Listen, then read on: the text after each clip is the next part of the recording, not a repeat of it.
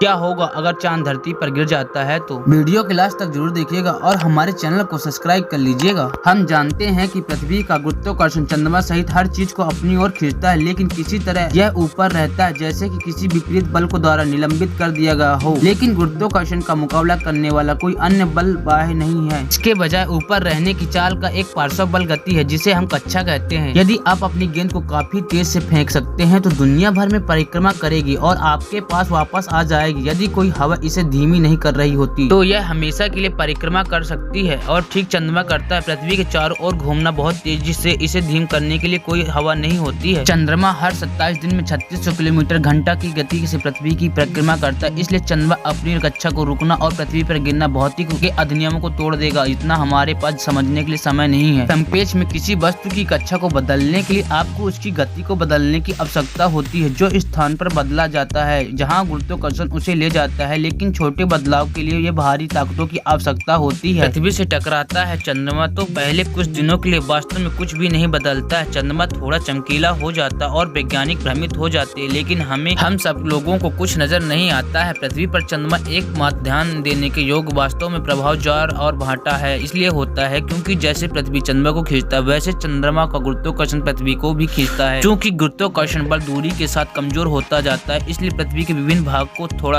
अलग खिंचाव महसूस करते हैं। चंद्रमा का पृथ्वी के ऊपर होना विशेष रूप महासागरों को उभरने का कारण बनता है, और जब यह नहीं होता है तो पक्षों पर थोड़ा सा सिकुड़ता है। जैसे जैसे चंद्रमा हर दिन पृथ्वी के करीब घूमता है, ज्वार का प्रभाव पृथ्वी पर उतार चढ़ाव करता है। इससे पहले महासागरों का जल स्तर दिन में 2 बार लगभग आधा मीटर ऊपर और नीचे गिर जाता है। लेकिन जैसे जैसे चंद्रमा करीब आता है, ज्वार हर दिन ऊंचा होता जाता है। पहले तो मुश्किल ध्यान देने के योग है, लेकिन जब चंद्रमा करीब आता है तो समुद्र का ज्वार 4 मीटर तक बढ़ जाता है। जैसे जैसे चंद्रमा करीब आता जा रहा है, ज्वार भाटा ऊंचा होता जाता है और हर दिन एक दूसरे शहर अधिक आबादी भूमि में खारे पानी की बाढ़ आ जाती है। महीने के अंत तक चंद्रमा ने पृथ्वी की 2/3 दूरी कवर कर लिया है और बेसिक बुनियादी ढांचों को चरमरा रहा है, क्योंकि ज्वार 10 मीटर से ऊपर उठता है और 1 अरब लोगों को विस्थापित करता है जो समुद्र तट के पास रहते हैं। जैसे कि बंदरगाह निष्कर्ष हो जाते हैं, शिपिंग रुक जाती है। यहाँ न केवल मैक्रोब के लेख को धीमा कर देंगे, बल्कि भोजन जैसी जरूरी चीजों को धीमा कर देंगे। वैश्विक संचार का अस्त व्यस्त हो जाता है। 90% इंटरनेट समुद्र पार करने वाले केबलों द्वारा लाया जाता है, और जबकि बड़े पैमाने पर पानी की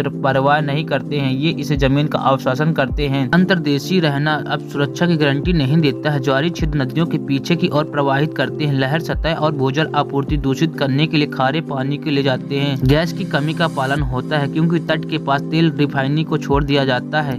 देशों को उनकी जगह पर आपूर्ति के साथ छोड़ दिया गया है और सख्त राशनिंग शुरू हो जाएगी। शहरों में कम ज्वार को मेला ढोने के घंटों के दौरान अराजकता का शासन होता है, जबकि बचे पानी की वापस आने पर ऊंचे स्थानों में शरण लेते हैं। चंद्रमा संचार और नेविगेशन उपग्रह को बंधित करने के लिए काफी करीब है, हालांकि यह समान रूप से बहुत दूर है। इसके गुरुत्वाकर्षण हमारे कृति उपग्रह के लिए कोई बड़ी समस्या पैदा कर सकता है। यह जितना करीब होता जाता है, उनकी कक्षाएं उतनी विकृत हो जाती है। जैसे जैसे कक्षाएं सुधार के लिए उनका ईंधन समाप्त होता है, उपग्रह नियंत्रण से बाहर हो जाते हैं। पृथ्वी पर ज्वार तेजी से लगभग 30 मीटर तक बढ़ रहा है और कुछ हफ्तों में 100 मीटर की ऊंचाई तक पहुंच गया है। कम ज्वार को समुद्री सैकड़ों किलोमीटर पीछे हट जाता है, विशाल रेगिस्तान की तरह महाद्वीपों सेल्फ के उजागर करता है, जबकि पानी के उच्च ज्वार की दीवारों को, कृषि के घरों को, गगन चुंबती इमारतों को डुबा देता है और महासागर में औसत केवल 3 किलोमीटर गहरे हैं। इसलिए ज्वार भाटा अपनी अधिकतम सीमा तक पहुँच गया है। अब तक महासागरों में पानी बह सकता था। चंद्रमा का अधिकांश गुरुत्वाकर्षण निचोड़ कर अवशोषित कर लेता था, लेकिन अब पृथ्वी स्वयं वास्तव में कभी निकट आने वाले चंद्रमा को निचोड़ कर महसूस कर रही है। ये पानी के इतने ज्वार नहीं बल्कि चट्टानों के ज्वार हैं। यह कहना असंभव है कि भूकंप कितने गंभीर हो सकते हैं। यहाँ कहाँ आते हैं। पृथ्वी पर ग्रह को निचोड़कर कस्टन के मंदर मैगम जलाशय बंधित जाते हैं, जैसे निचले न्यूजीलैंड, येलोस्टोन और अन्य जगहों पर बड़े आकार के जलवायु परिवर्तनकारी विस्फोट हो जाते हैं। इस बीच चंद्रमा अभी भी आकाश में छोटे बादल में बड़ा नहीं है। पृथ्वी के 75,000 किलोमीटर के भीतर यह रात के आकाश को गोंधिल की तरह रोशन करने के लिए पर्याप्त उजाला है। आधे साल के बाद चंद्रमा एक बार भू समाकलित उपग्रह के कब्जे के अंतरिक्ष में प्रवेश कर रहा है, जहां पर 24 घंटे की पृथ्वी की परिक्रमा करता है। यह आकाश में एक स्थान पर तैरता हुआ प्रतीत होता है। गतिहीन हर दिन चरणों के एक पूरे सेट के माध्यम से साइकिल चलाना, लेकिन केवल आधे ग्रह को ही दिखाई देता है। पृथ्वी के ऊपर चंद्रमा स्थिर होने के कारण ज्वार की जगह जगह पर जमने लगता है। जैसे जैसे चंद्रमा पृथ्वी के करीब आता है, आपको आश्चर्य हो सकता है कि क्या क्या इसका गुरुत्वाकर्षण पृथ्वी पर हावी हो जाएगा? क्या आपको ऊपर खींचकर आपको दुख को समाप्त कर देगा? भाग्य से नहीं है। पृथ्वी की सतह पर गुरुत्वाकर्षण चंद्रमा की तुलना में लगभग 6 गुना अधिक मजबूत होता है। इसलिए भले ही चंद्रमा अपने ठीक ऊपर मंडरा रहा हो, फिर भी आप जमीन पर ही रहेंगे। हालांकि चंद्रमा पर चीजें अलग होती है। चंद्रमा का निकटतम भाग पृथ्वी के गुरुत्वाकर्षण से अधिक प्रभावित होता है, इसलिए अगले कुछ महीनों के दौरान यह पृथ्वी की ओर आगे बढ़ना शुरू कर देता है, जो सूर्य के प्रकाश के वापस अंतरिक्ष के प्रतिबिंब करने के लिए पर्याप्त चमकदार होते हैं। जो थोड़ा सा प्रकाश होता है वह जगह लाल होता है और हर समय समय पर दैनिक ग्रहणों से कम हो जाता है। इसमें अम्लीय वर्षा और गर्मी में बर्फ पड़ना सबसे कठोर पौधे को मार देता है और अरबों लोग मर चुके हैं, जबकि अभी भी करीब आ रहा है। आखिरकार साल के अंत में चंद्रमा रोज सीमा तक पहुंच गया है। यही वह बिंदु है जहां पर चंद्रमा पर गिरा गुरुत्वाकर्षण खिंचाव चंद्रमा के अपने गुरुत्वाकर्षण से अधिक मजबूत होता है। चंद्रमा की सतह पर चीजें पृथ्वी पर गिरने लगती हैं और जब तक कि 10,000 किलोमीटर को पार करती हैं तब तक पूरा चंद्रमा मतलबे में बिखर जाता है, जिसमें पृथ्वी के चारों ओर एक विशाल वायु प्रणाली बन जाती है। सौभाग्य से चंद्रमा के विघटन का अर्थ है कि पृथ्वी पर दुख समाप्त हो गया है। नो मून का मतलब है कि चीजें को समान सर्वनाश प्रकृति रुक जाती है। एक आखिरी बार भूमि में बहते हुए महासागर के पीछे हटते हैं। किसी भी जीवित बचे लोगों को आकाश में फैले हुए विशाल मेहराब सूरज की रोशनी में झिलमिलाती हुई रात के आकाश में को किसी भी पूर्णिमा की तुलना में अधिक शानदार ढंग से रोशन करने के उद्देश्य के साथ माना जाता है, जबकि चांदनी का उल्का बौछार आकाश को भर देती है। आगे क्या होगा कहना मुश्किल है, लेकिन शांति का अल्पकालीन हो सकती है। यदि बहुत अधिक धूल धर्षित वर्ष होती है तो घर्षण का वातावरण गर्म हो जाता है, संभवतः महासागर में उबाल आ जाता है।